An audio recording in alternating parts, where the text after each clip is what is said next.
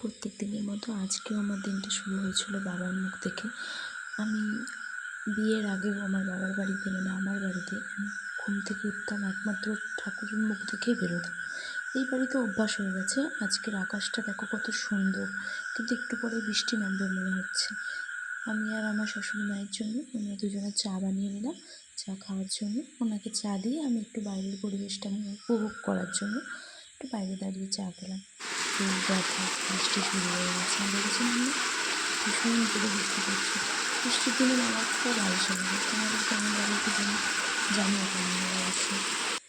বৃষ্টি কমলে দেখে আমার বোন এসেছিলো কিন্তু বিকেলে চলে গেছে। ও অ্যাকচুয়ালি এসেছিলো, আমি একটু খাজা কাঁঠাল খেতে পছন্দ করি, তার জন্য খাজা কাঁঠাল দিতে এসেছিলো। খাজা কাঁঠাল দিয়েও বাড়ি চলে গেছে।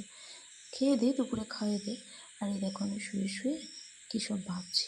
আর রাতে আমার মাথা গরম হয়ে গেছিলো। অ্যাকচুয়ালি মাথা গরম হলে না আমার কিচ্ছু ভালো লাগে না। ওই জন্য আমি একটু মাথায় তেল দিয়ে নিয়েছিলাম, অনেকটাই তেল দিয়েছিলাম। আর খুব নাক চুলকাচ্ছিল, ঠান্ডা লেগেছে বুঝলি তো। আর আমি ভুলেই গেছিলাম আজকে বৃহস্পতিবার। তারপরে হট করে আমার রাতে মনে পড়লো আজকে তো বৃহস্পতিবার, আর আমি বৃহস্পতিবার পর থেকেই বৃহস্পতিবার আলতা পরি। দিয়ে আমি আবার একটু আলতা পরে নিলাম। দেখলাম যে না এখনও তো বৃহস্পতিবার যায়নি।